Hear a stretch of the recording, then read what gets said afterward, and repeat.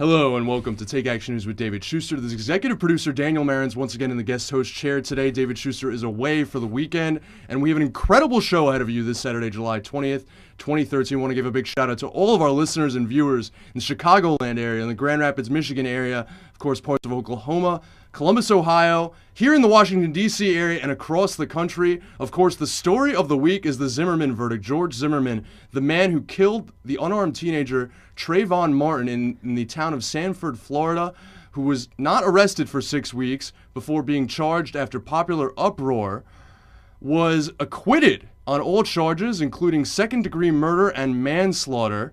Of course, throughout the week, people were focused on the President of the United States, and of course, Press Secretary Jay Carney deflected many questions about it, said that the President honored the jury's decision. The President initially released a statement saying the jury had spoken, but people were thinking that this was a racially charged case, that the first African-American President of the United States should weigh in, or at least they were waiting for a response. They got that response on Friday, folks, and that has been all that anyone has been talking about ever since.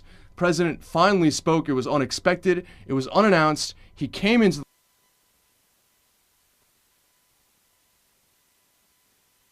But he also spoke about why the Zimmerman verdict and why the entire Trayvon Martin killing was so disturbing to particularly the African-American community in the United States. He spoke about the fact that just as he said when Trayvon Martin, the killing occurred in March 2012, and Zimmerman was initially arrested, that Trayvon Martin could have been his son, but he went a step further. He said that Trayvon Martin, the unarmed black teenager killed by George Zimmerman in Sanford, Florida, could have been him. Here's how President Obama put it. You know, when Trayvon Martin was first shot, I said that this could have been my son. Another way of saying that is Trayvon Martin could have been me 35 years ago.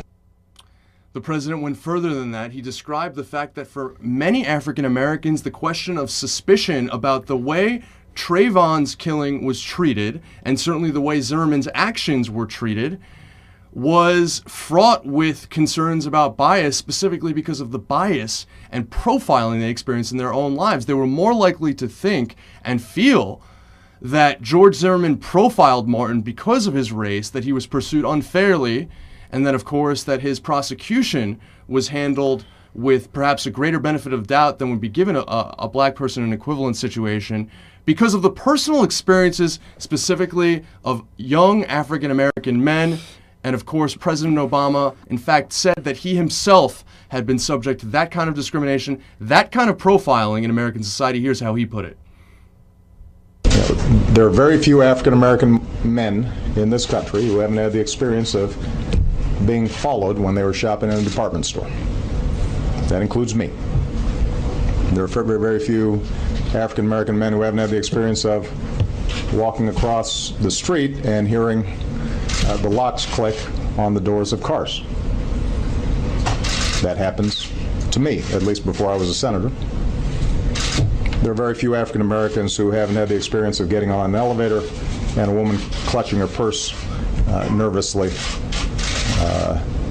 and holding her breath until she had a chance to get off.